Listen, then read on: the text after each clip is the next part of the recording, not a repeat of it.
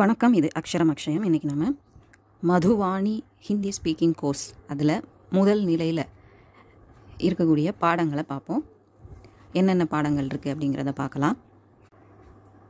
முதல்ல அடுத்தவங்கள விஷ் பண்ணுற அந்த வார்த்தைகளை கொடுத்து ஆரம்பிச்சிருக்காங்க முதல் நிலையில். இதில் ஹிந்தியில் இருக்குது, இங்கிலீஷில் இருக்குது.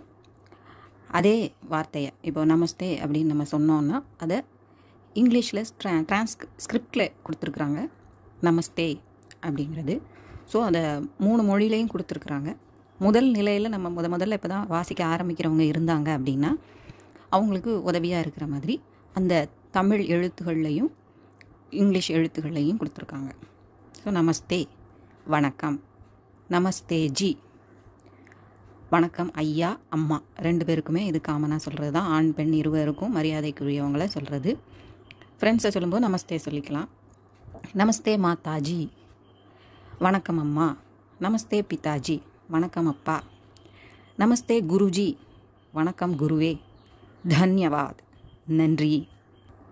அடுத்த பக்கத்தில் அபவுட் யூ உங்களை பற்றி அப்படின்னு ஹிந்தியில் உங்களுடைய பெயர் வயது இதெல்லாம் நீங்கள் எழுதி வச்சுக்கிறதுக்கு ஏற்ற மாதிரி அதில் கொடுத்துருக்குறாங்க.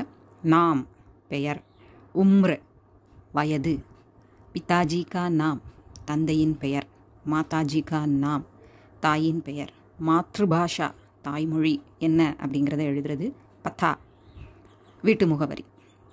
ஸோ இதை நீங்கள் ஹிந்தியில் எழுதுறதுக்கு ப்ராக்டிஸ் பண்ணிக்கலாம். இதில் எழுதியும் வச்சுக்கலாம். அடுத்ததாக எழுத்துக்கள் கொடுத்துருக்குறாங்க. ஒவல்ஸ் உயிரெழுத்துக்கள், கான்சனன்ஸ் மெய் எழுத்துக்கள் 2. இது பெரும்பாலும் இதை ஏற்கனவே ஹிந்தி ஓரளவு வாசிக்க தெரிஞ்சவங்க இதை படிக்க ஆரம்பித்தோன்னா கொஞ்சம் வசதியாக இருக்கும்.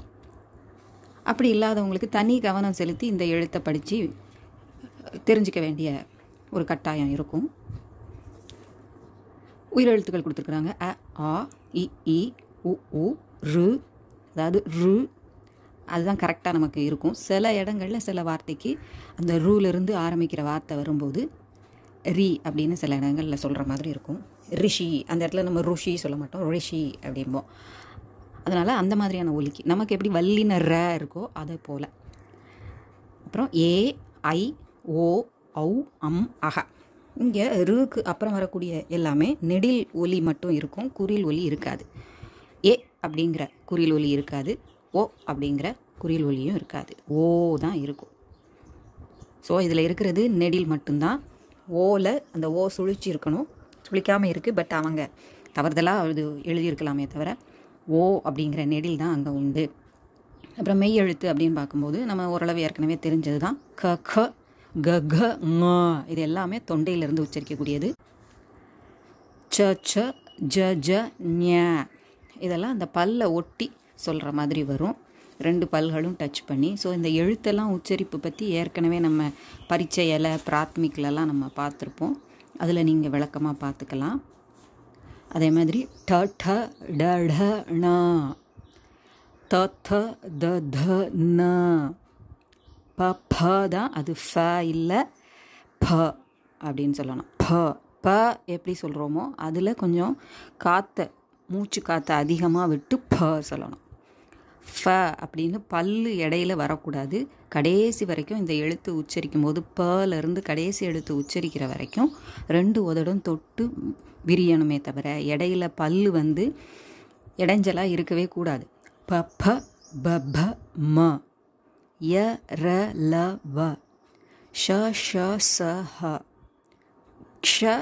அதில் இந்த ஃபஸ்ட்டு கவும் அப்புறம் அந்த ஷ, ச, ச, சக்கு அப்புறம் வரக்கூடிய அந்த சங்கர் ஷ அப்படி சொல்லுவோம் இல்லையா, 21 மாதிரி இருக்கக்கூடிய அந்த ஷக்கு அடுத்ததாக வரக்கூடிய அந்த 2வது ஷ.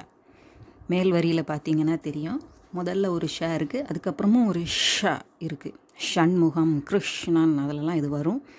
அந்த ஷவும் க, க, க, கல இருக்கக்கூடிய ஃபஸ்ட்டு கவும் க, அதை அந்த கவை இக்குனும் அதுக்கப்புறம் இந்த ஷ இது 2 சேர்ந்து தான் அந்த க்ஷ அது இருக்குது. அப்போ இக் அப்படிங்கிறது சத்தம் கேட்கணும், வெறும் ஷ சொல்லக்கூடாது, க்ஷ.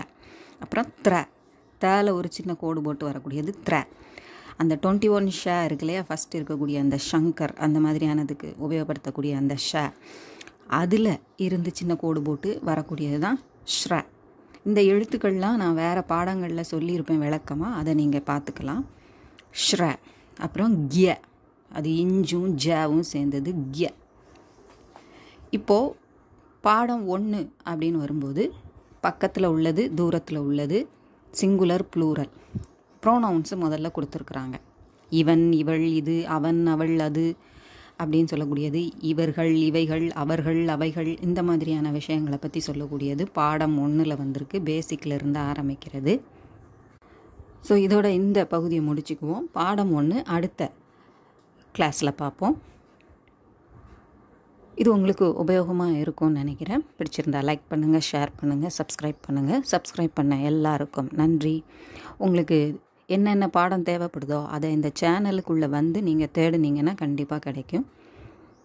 ஸோ இந்த வீடியோவை பார்க்குறவங்க உங்களுக்கு தேவை எந்த வேணும் அப்படின்னு நினைக்கிறீங்களோ அது இந்த யூடியூப் சேனலுக்கு உள்ளே வந்து பாருங்கள். நிறைய இருக்குது, நிறைய பிளேலிஸ்ட் இருக்குது. உங்களுக்கு எது தேவையோ அதை பார்த்துக்கலாம். நன்றி, வணக்கம், தன்யவாத்.